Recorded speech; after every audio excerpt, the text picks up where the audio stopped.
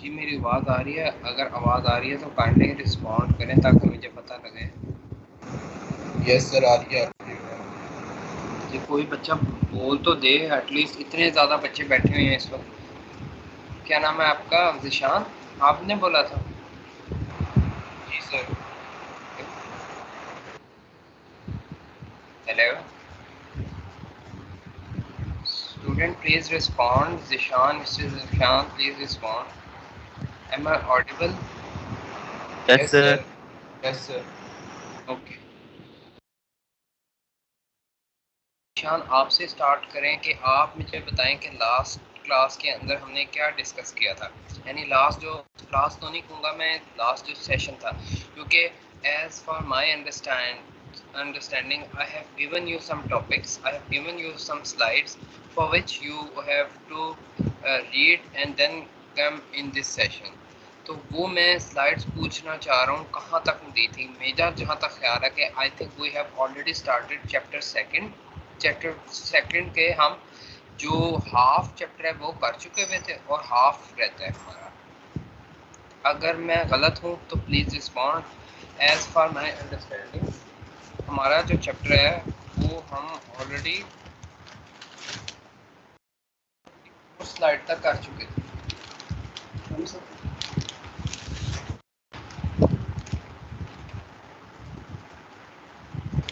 और सर हमने सिर्फ तक चैप्टर 1 ही डिस्कस किया है, चैप्टर 2 आपने स्टडी के लिए दिया था, वो आज डिस्कस करना है।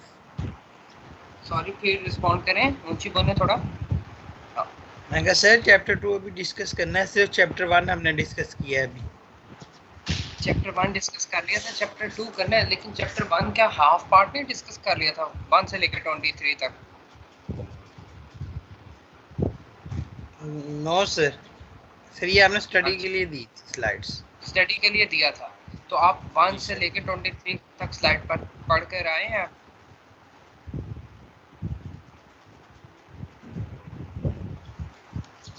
Yes sir.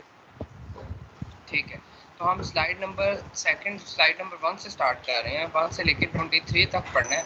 और आज मैं आपको जो स्लाइड दूंगा वो फ्रॉम 23 टू, बल्कि आज मैं आपको पूरा ये चैप्टर ख़त्म करवा दूंगा।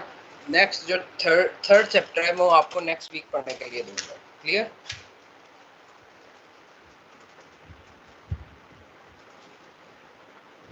तो हम स्टार्ट कर लेते हैं यहाँ से स्लाइड नंबर 4 से।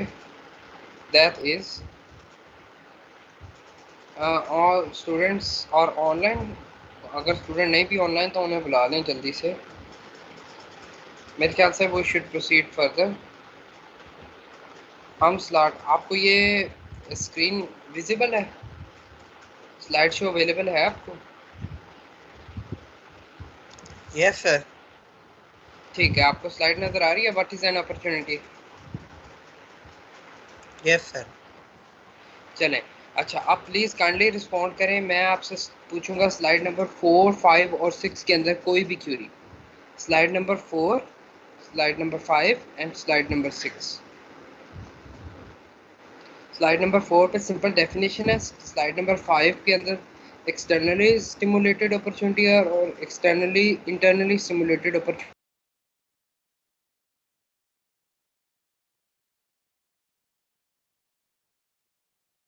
है, उसको उसने इधर मेंशन किया है। तो इन 3 स्लाइड्स के अंदर कोई कंफ्यूजन है तो please respond. If anyone having confusion in slide number 4, 5, 6 please respond, otherwise we should discuss next 3 slides.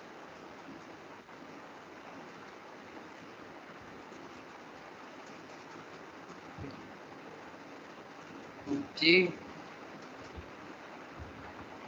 Mic अपने, आप अपना माइक को अनम्यूट करके रिस्पॉन्ड कर दें अगर नहीं इन 4, 5, 6 के अंदर अंडरस्टैंडिंग की ज़रूरत है।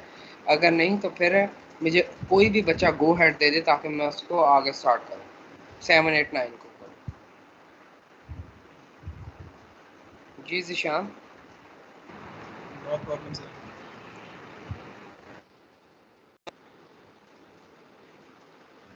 जी ठीक है, स्टार्ट करूँ आगे 7, 8, 9? Yes sir. अच्छा जी, स्लाइड नंबर 7, 8, 9 7, 8 और 9, इसके अंदर स्लाइड नंबर 7 के अंदर अपॉर्चुनिटी के the author is mentioning 4 essential qualities of opportunity. Opportunity should be attractive, it should be timely, it should be durable, and it should be anchored in a product or business. Ultimately that would add value to the business. ठीक है, तो slide number 7 के अंदर ये बता रहा है, slide number 8 के अंदर he is making a differentiation between what is an idea and what is an opportunity, and slide number 10 के अंदर 9 के अंदर sorry, he was mentioning he is ultimately are going to describe 3 ways to identify an opportunity. तो 7, 8, 9 के अंदर कोई भी confusion हो बताएं. I think it is pretty understandable. 7, 8, 9 is pretty understandable slides. कोई भी स्टूडेंट अनम्यूट करके रिस्पॉन्ड करे, अगर नहीं तो any one of you please give me a go head for slide number 10, 11, 12.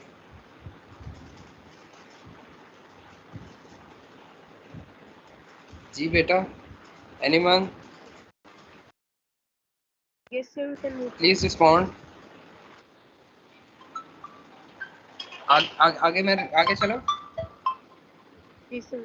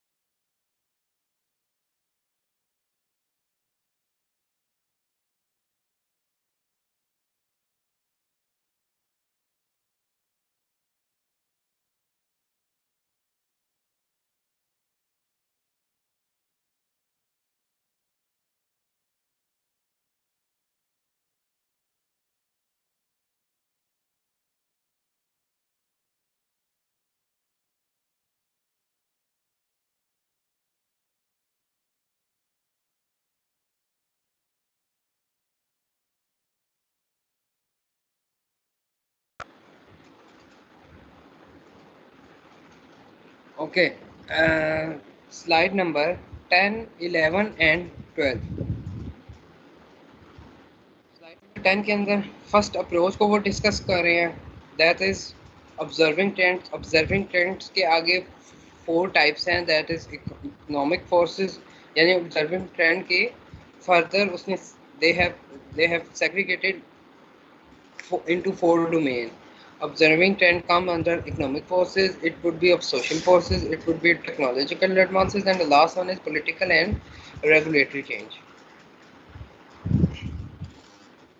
ठीक है, उसी को ऑब्जर्विंग ट्रेंड को उसने आगे फर्दर जोल डाउन करना है, एक्सप्लेन करना है इन slide number 12, 13, 14. But before going in detail of slide number 12, 13, 14 of observing trend, the environmental trend pictorial graph is shown. इस स्लाइड नंबर 11 के अंदर वो इकोनॉमिक फोर्सेस को, सोशल फोर्सेस को, टेक्नोलॉजिकल फोर्सेस को और social and political regulatory change को ultimately किसी बिजनेस की अपॉर्चुनिटी का गैप आइडेंटिफाई करने की कोशिश कर रहा है कि हम इनसे हम ट्रेंड ऑब्जर्व करके कोई अपना न्यू बिजनेस, कोई अपनी प्रोडक्ट दे सकते हैं, कोई सर्विस की अपॉर्चुनिटी को आइडेंटिफाई कर सकते हैं, ultimately that would be our new business.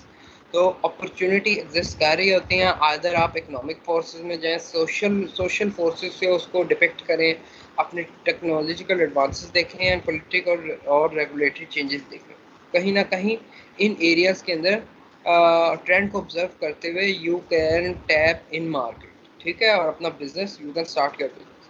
तो इसी को ही आगे स्लाइड नंबर 12, 13, 14 के अंदर बताया हुआ है. लेकिन before going to slide number trend number 1 that is economic force, पहले बताएं 9, 10, 11 की समझ लग गई है?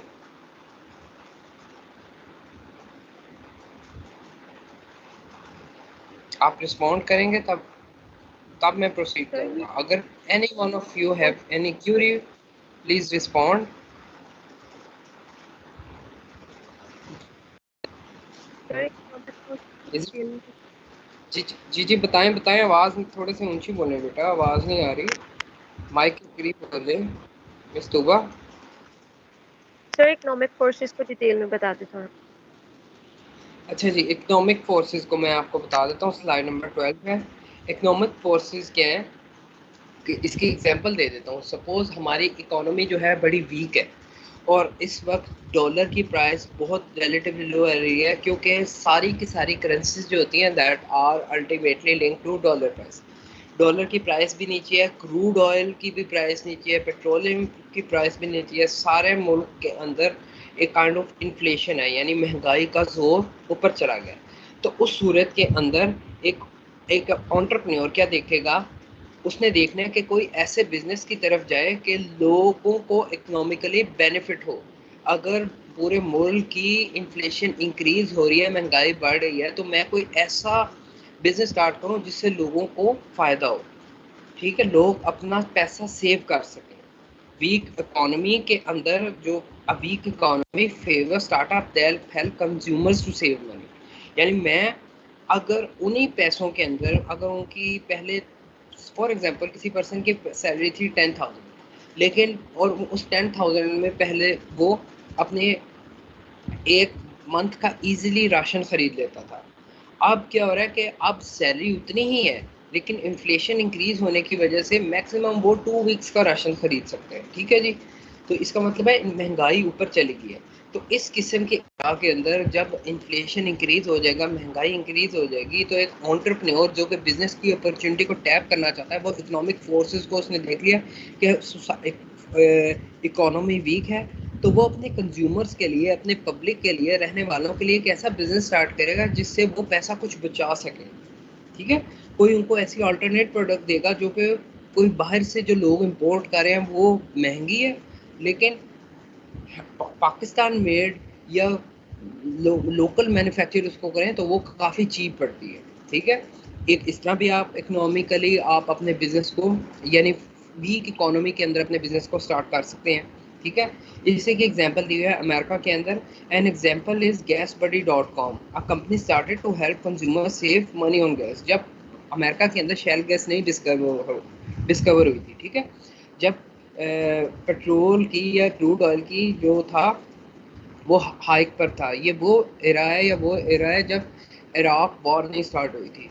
तो उस टाइम पे गैस बडी एक कंपनी थी, उसने क्या किया, एक ऑनलाइन प्लेटफॉर्म बनाया जिसके ऊपर आप अपने सारी की सारी अपनी व्हीकल को ट्रैक डाउन कर सकें, उसे ऑप्टिमाइज कर सकें। The gasbuddy.com is an online platform that tells its consumers how efficient their hours are working and how much maintenance cost is required to operationalize a certain vehicle। ठीक है, एक car को चलते रहने के लिए उसको कितनी मेंटेनेंस कॉस्ट आती है, उसको किस तरह उसने ऑप्टिमाइज करना है। क्लियर? तो इकोनॉमिक फोर्स का मतलब ये है कि अच्छी इकोनॉमी में और बुरी इकोनॉमी में, अगर बुरी इकोनॉमी में हो रही है तो इसका मतलब है इकोनॉमी वीक हो रही है, और अगर इकोनॉमी अच्छी हो रही है तो इकोनॉमी स्ट्रेंथन हो रही है। डिपेंड करता है इकोनॉमी किस तरफ जा रही है। एक एंटरप्रेन्योर ने अपनी इकोनॉमी को देखते हुए वहाँ से अपॉर्चुनिटी को टैप करना। क्लियर? सर स्लाइड नंबर 11 में एक पॉइंट लिखा हुआ है, kindly slide number 11। Sir slide economic number 11। Forces पे सेकंड पॉइंट है level of disposable income. Sir इसका क्या मतलब? Level of disposable income means ultimately that income you are taking home. Disposable mean, suppose करें आपकी सैलरी है आपकी salary है 60,000, ठीक है, तो this would be considered as your disposable income, क्योंकि ये सैलरी आप अपने जब आपके अकाउंट में आ रही है, आप अपने घर लेके जा रहे हैं, ये सैलरी आप इस चेक को रियलाइज करें, तो ये वो इनकम है जिसको आपने डिस्पोज करना है। डिस्पोज मीन जिससे आपके घर के खर्चे होंगे, ठीक है, आपकी ग्रोसरी की आइटम्स होंगी, ये वो इनकम है। कुछ इनकम लोगों की होती है कि वो डिफरेंट बिजनेसेस से आ रही हैं। जैसे मेरी मैं किसी कंपनी के अंदर एम्प्लॉय हूँ, साथ मैंने इनकम कहीं सेविंग सर्टिफिकेट लिए हैं, साथ मैंने शेयर्स के अंदर इन्वेस्ट किया हुआ है। ठीक है, तो एक ऐसी इनकम रिलायबल सोर्स जो कि मेरी सैलरी से नहीं कर रहा है, मुझे कंपनी से मुझे पता है कि हर माह मुझे 60,000 मिलना ही मिलना है, या मुझे हर माह 90,000 मिलना ही मिलना है, और उससे मैंने अपने घर के अखराजात करने हैं, that would be considered as disposable income. तो ये बताता है, इकोनॉमिक फोर्स बताता है आपको कि लोगों की डिस्पोजेबल इनकम कितनी है। वीक इकोनॉमी के अंदर डिस्पोजेबल इनकम वीक होगी, स्ट्रॉन्ग इकोनॉमी के अंदर डिस्पोजेबल इनकम स्ट्रॉन्ग होगी। ठीक है जी। Okay sir. और फिर इकोनॉमिक फोर्सेस में कंज्यूमर स्पेंडिंग पैटर्न, अगर वीक इकोनॉमी है तो कंज्यूमर्स लोग स्पेंड नहीं कर रहे, अगर इकोनॉमी अच्छी है तो लोगों की डिस्पोजेबल इनकम ज़्यादा है, ठीक है, उनको कम पैसों में चीज़ मिल रही है। जैसे आप सपोज करें पाकिस्तान वर्सेस यूएई या पाकिस्तान वर्सेस अमेरिका, ठीक है, $1 के अंदर उधर बेशुमार चीज़ें आ सकती हैं, लेकिन इधर ₹1 के अंदर वो चीज़ नहीं आ सकती। ठीक है ना। तो इसका क्या मतलब है कि डिस्पोजेबल इनकम ज़्यादा है और कंज्यूमर का स्पेंडिंग पैटर्न। अब ऐसी सोसाइटी है, पाकिस्तान जैसा मुल्क है जहाँ स्पेंडिंग पैटर्न नहीं है, लोग सेव करते हैं, लेकिन ऐसा मुल्क जो कतर है, बहरीन है या कुछ गल्फ रीजन है, वहाँ क्या होता है, वहाँ पैटर्न ज़्यादा होता है, लोग सिर्फ अपने काम के लिए गए होते हैं और उनका स्पेंडिंग पैटर्न इंक्रीज होता है, वो अपनी लाइफस्टाइल की ज़िंदगी गुजारते हैं, अपनी ईज़ के लिए ज़िंदगी गुजारते हैं, पैटर्न अच्छा होता है, स्पेंडिंग पैटर्न ज़्यादा होता है। तो अब आप पे डिपेंड करता है कि आप किस किस्म की सोसाइटी में रह रहे हैं, स्पेंडिंग पैटर्न कैसा है, उसके मुताबिक आपको अपने अपॉर्चुनिटी फाइंड करनी है। ठीक है जी। जी, स्लाइड नंबर 12 हो गई है। 13, 14 एंड 15, ये अल्टीमेटली ये जो 13, 14 और 15 है ना, ये स्लाइड नंबर 11 का ही आगे फर्दर उसने पॉइंट्स के साथ डिस्कशन उसको एलेबोरेट कर रहा है। तो 13 के अंदर सोशल फोर्सेस है, 14 के अंदर टेक्नोलॉजिकल एडवांसेस एंड 15 के अंदर 16 के अंदर political action and regulatory changes. Slide number 13, 14, 15 and 16 इनको गो थ्रू कर लें और मुझे बताएं कि एनी क्यूरी इन 13, 14, 15, 16। 13 के अंदर सोशल, 14 के अंदर टेक्नोलॉजिकल और 16 के अंदर political and regulatory change.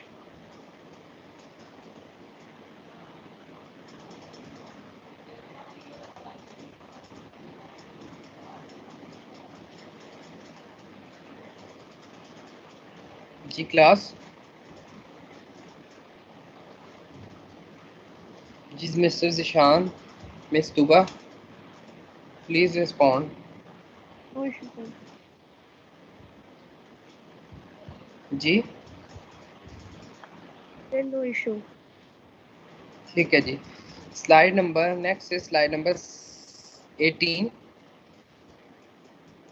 19 and 20, ये 3 स्लाइड है। अब हम ऑब्जर्विंग ट्रेंड के बाद सेकंड अप्रोच है जैसे सॉल्विंग अ प्रॉब्लम, यानी हमने कोई बिजनेस को देखना है, कोई अपॉर्चुनिटी के गैप को फाइंड करना है, लेकिन हम क्या कर रहे थे, किसी ट्रेंड को ऑब्जर्व कर रहे थे। अब हमने देखना है कि कोई ऐसी प्रॉब्लम है जिसका हम सोल्यूशन दे सकते हैं। तो सेकंड अप्रोच जिस considers as you would be finding solution to a particular problem। तो स्लाइड नंबर 18, 19 और 20 को गो थ्रू कर लें।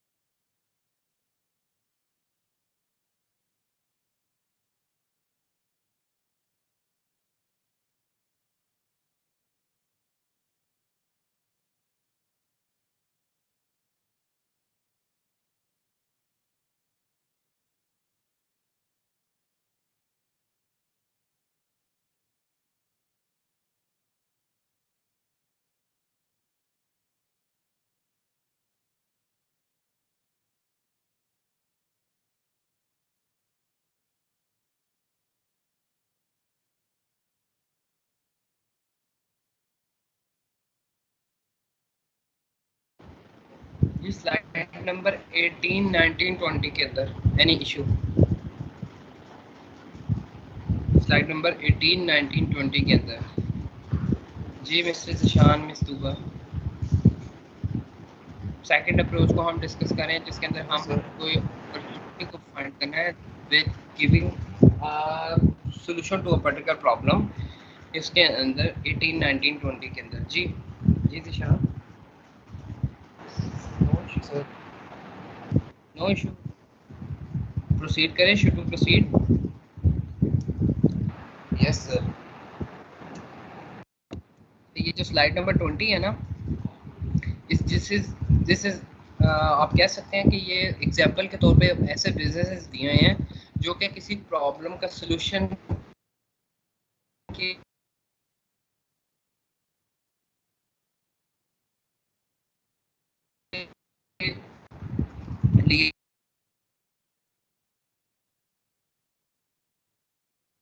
लिए थे, और अल्टीमेटली वो companies of solving a particular problem. ठीक है, तो for sake of your knowledge आप इन कंपनीज को भी सर्च कर सकते हैं।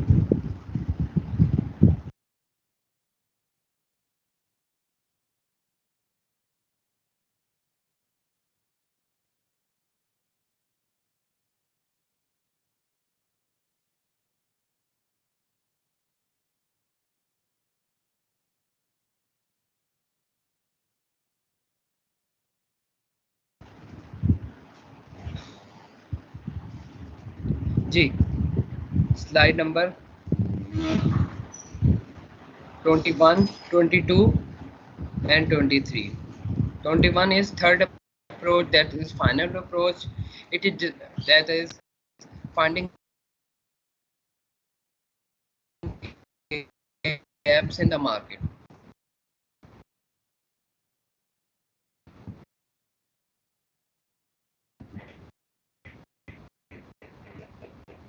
Is that is differentiate a solution to a problem. ठीक है, तो third approach is finding gaps in market. Finding gaps in market के अंदर स्लाइड्स हैं वो हैं 21, 22, 23। इनको तो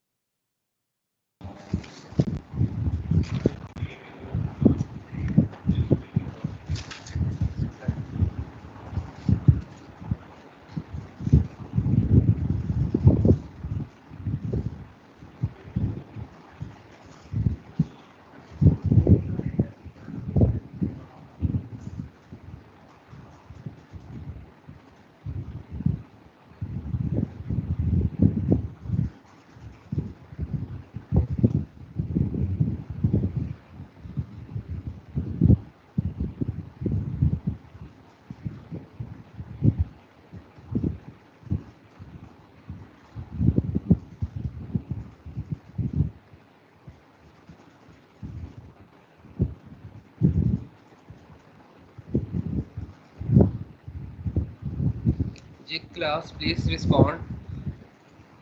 स्लाइड नंबर 21, 20। जी नो क्वेश्चन सर। समझ लगी है? क्लियर है? पॉइंट क्लैरिटी है?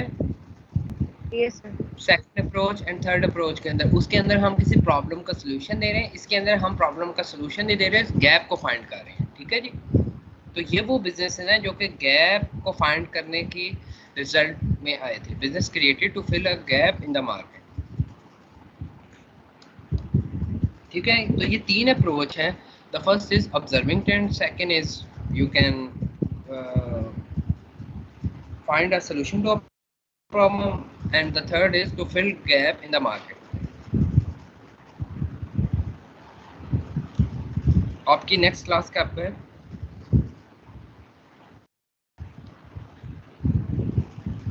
आपका क्लास टाइम कब है नेक्स्ट क्लास का?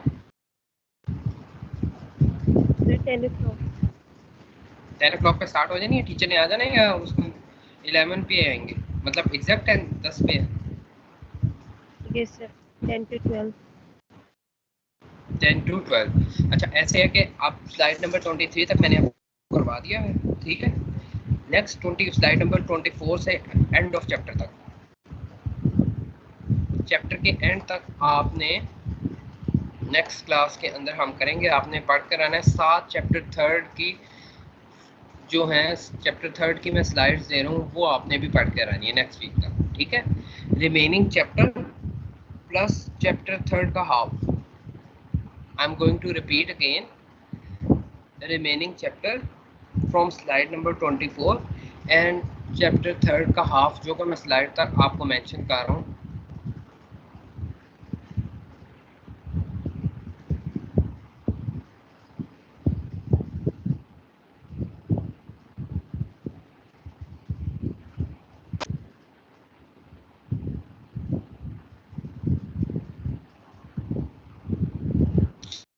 स्लाइड नंबर 24 तक, उसकी भी आपने स्लाइड नंबर 24 तक पढ़नी है, ठीक है। जिस तरह आज हमने फर्स्ट स्लाइड से लेकर स्लाइड नंबर 24 तक किया है, आपने क्या करना है, रिमेनिंग चैप्टर सेकंड के स्लाइड नंबर 23 से at the end of chapter वो पढ़ के रहना है, और स्लाइड चैप्टर नंबर 3 का जो मैं अभी अपलोड कर देता हूँ, चैप्टर नंबर 3 के स्लाइड नंबर 1 से लेकर 24 तक पढ़ कर आनी है। क्लियर?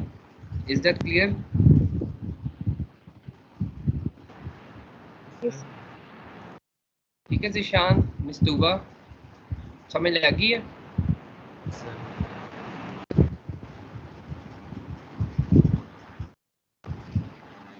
तो इंशाल्लाह हम नेक्स्ट वीक मेरे हैं इन, मैं एज्यूम कर रहा हूँ कि इंशाल्लाह आप लोग पढ़ कर आएंगे चैप्टर सेकंड की remaining part from slide number 24 to end, and chapter number 3 की slide from slide number 1 to 24. Inshallah we will meet. If you have any query regarding chapter 2, then we will discuss in next week, in next class. Okay, I'm going to mark your attendance.